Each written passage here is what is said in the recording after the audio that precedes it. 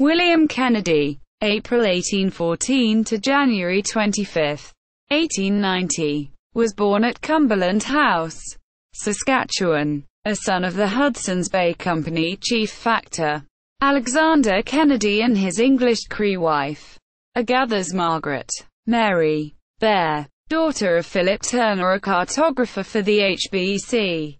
He traveled extensively through the western region with his family, residing at many Hudson's Bay Company posts and forts, including Fort Spokane and Fort Astoria, while his father was the chief factor of the Columbia District.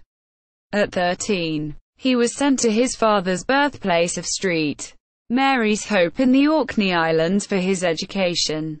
In 1836 he returned to Canada after his father's death, wanting to return to England to become a surgeon like his older brothers. He could not get the sponsorship. Instead, he was employed as a fur trader with the Hudson's Bay Company. History: Kennedy was commander of Lady Franklin's sponsored expedition in 1851 to find her husband, Sir John Franklin, using the ketch Prince Albert. His second-in-command was Joseph René Bellot, a French Navy sub-lieutenant. The expedition was well organized as Kennedy was well versed in northern travel and used as many experienced men as he could find and outfitted them in native clothing.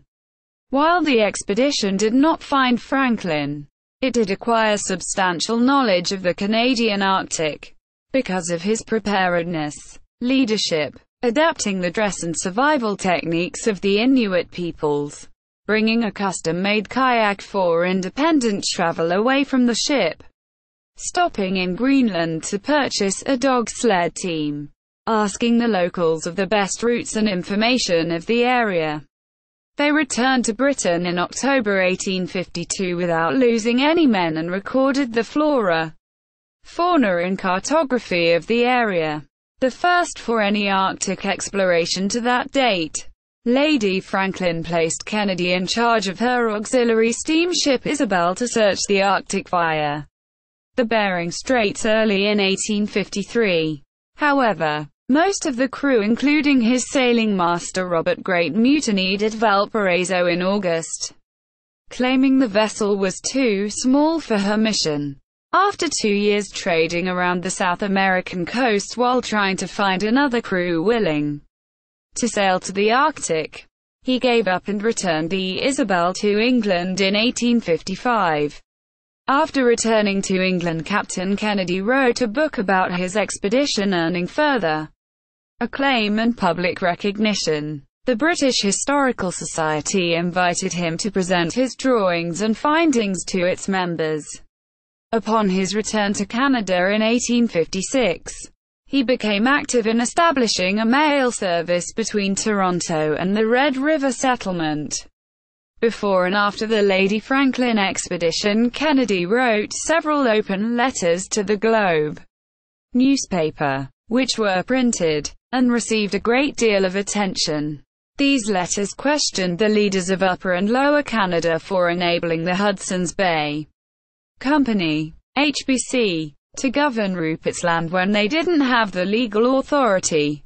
Captain Kennedy collaborated with his nephew, Alexander Kennedy Isbister, a surgeon and barrister in the British Parliament, also a former HBC employee, Metis, and staunch critic of the company. Utilizing his access, he was able to directly reference the original company documents in the Parliament's archives, determining the agreement between the magistrate and HBC granting authority to govern had expired decades earlier. The HBC's authority to govern continued solely because it had been uncontested. Kennedy challenged the governing authority of the HBC in the public arena of Canada's media. Isbister challenged it in the British Parliament.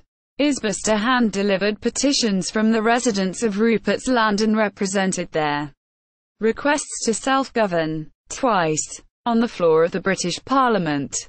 Both Kennedy and Isbister risked their reputations, personal safety, social position, and utilized their personal funds to bring this information to the attention of the people.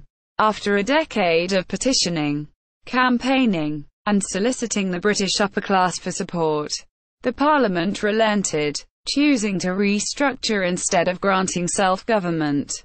They united the regions of Upper, Lower Canada with Rupert Land into the country of Canada.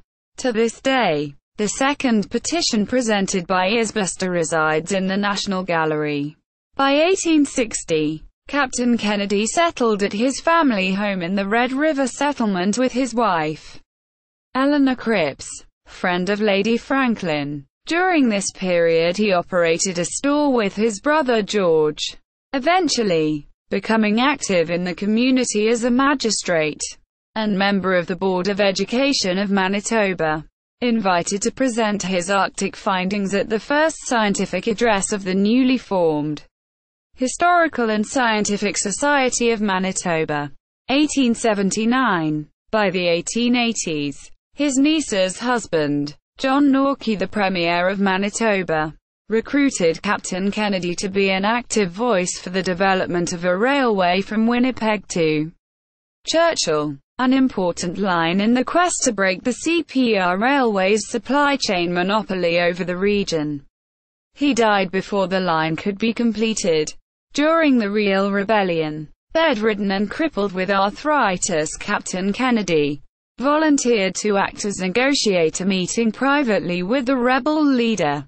During their meeting he convinced Riel to cease the bloodshed and surrender to the authorities, ending the rebellion. During the 1910s, the Women's Canadian Club hosted a ceremony recognizing Captain Kennedy with a placard mounted at St. Andrew's Church.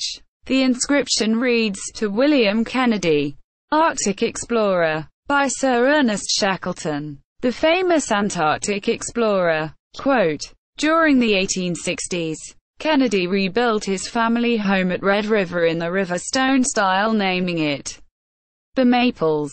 Currently, it still exists as the Red River House Museum at St. Andrews. It highlights the unique architecture from this era, and showcases his belongings from his period. See also, notable Aboriginal people of Canada. Biography at the Dictionary of Canadian Biography Online. Biography at the Dictionary of Canadian Biography Online. Eleanor Eliza Cripps. Kennedy. The Manitoba Historical Society. William Kennedy. Captain William Kennedy. Roderick Owen. The Fate of Franklin. The Life and Mysterious Death of the Most Heroic of Arctic Explorers. Hutchinson Group. Australia. Pty. Limited. Richmond, South Victoria. 1978. Ken McGugan. Lady Franklin's Revenge. A True Story of Ambition, Obsession and the Remaking of Arctic History. Toronto. HarperCollins. 2005.